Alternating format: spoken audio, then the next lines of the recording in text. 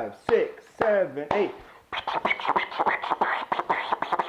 Ajax, it's all around, buddy. The show's in 5 weeks. You're gonna... Oh, hey neighbor. Didn't see you there. Just teaching my dog how to Dougie.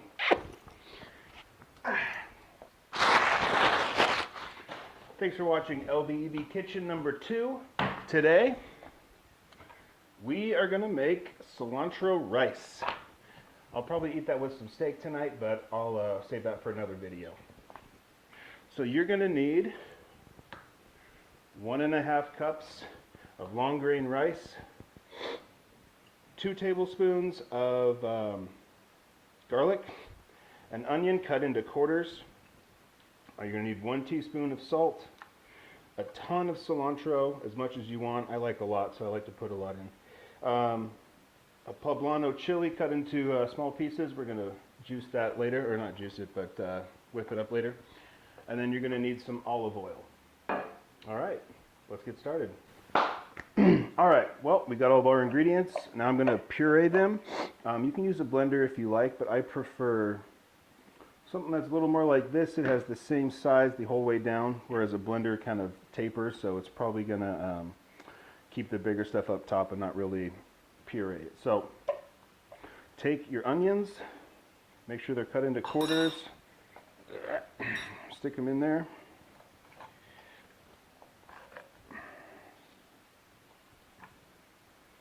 Take your garlic, stick it in there.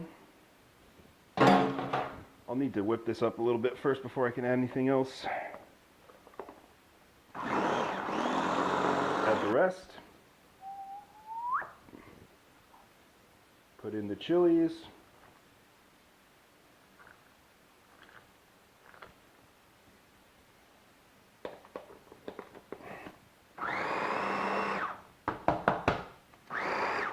All right, we've got the onions in there, the garlic, and the poblano chili.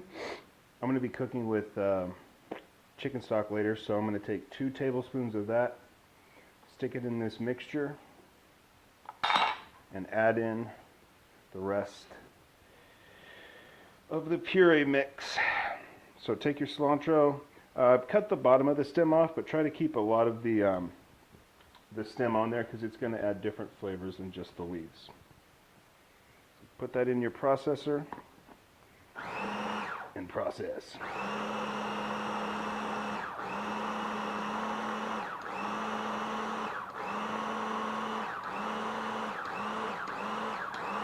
I feel like a monkey. All right, so now we got the puree done. It should look a little something like this, almost like a salsa. All right, now we're going to go over to the stove. Turn your stove on to about medium. Like if you have numbers, probably a 5.5 or a 6. Oop. If you got gas, just go somewhere in the middle. Gas on your stove, not your pants. Okay, now we're going to take 2 tablespoons of olive oil. Put that in the pan. Just wash this pan. Don't mind the water in it. Nice thing about gas is it's going to heat it up really quick. Take your rice, 1.5 cups. It's important to whistle when pouring things in. Aerodynamic. Okay, I'm not going to use a metal whisk today because the internet called me out, and the internet has no mercy. So stir this rice up, make sure the entire pan of rice is coated with some sort of oil on it. I like olive oil. You could use walnut oil or coconut oil if you want, but I think olive oil is going to contribute the least amount of flavor to something like this, which is what I want. Coconut has a pretty strong flavor, and it might overtake some of the other flavors I'm going for. So stir this up, let it saute for about a minute, and then come back, and we're going to add the puree. All right, that's been cooking for about a minute, so we're going to take the puree, throw that all in the pan. If you find any big clumps in there, you can just pull it out of the pan. You might find a couple, especially if you use a processor like this. Make sure it all comes out because you're going to want all of that flavor in your rice. Once that's in the pan, stir it up. Make sure the entire pan of rice is coated with the mixture.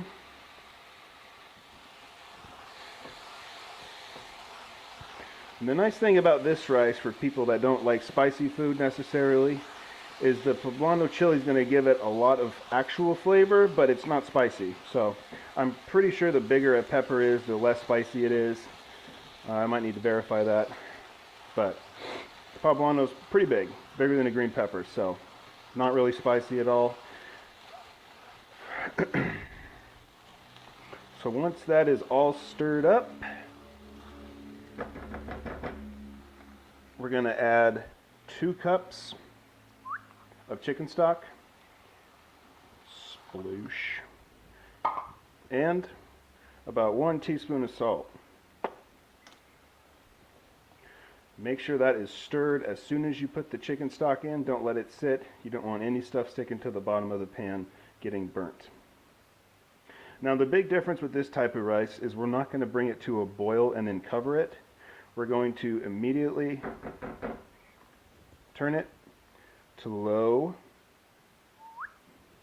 and we're going to leave it on low, and we're going to do what's called bringing it to a simmer. So there's no boiling happening. We're going to leave it on a low temperature and keep it there and immediately put the lid on. So take the lid, see it's already bubbling.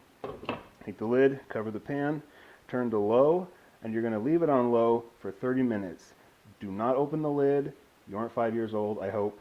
If you are, get your mom's permission to use the stove. Otherwise, leave the lid on because you need the steam to cook the top of the rice while the pan cooks the bottom. We'll come back in 30 minutes and check it out. Well, it's been about 30 minutes. The rice should be done. I didn't take the lid off, so let's see how it turned out.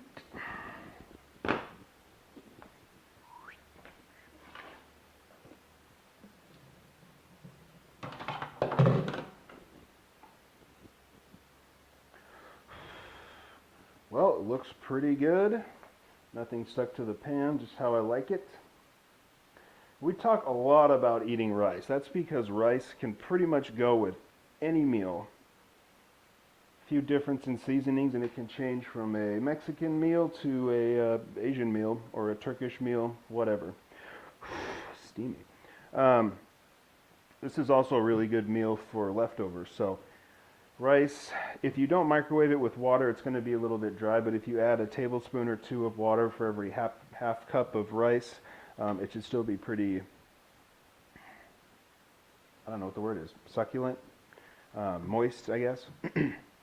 So I'm probably going to just stash this in the fridge and eat it tonight with some steak and a couple poblano chilies and tomatoes with onion. So I'll make a video of that later. Thanks for watching. This is LBEB Kitchen, cilantro rice. See you next time.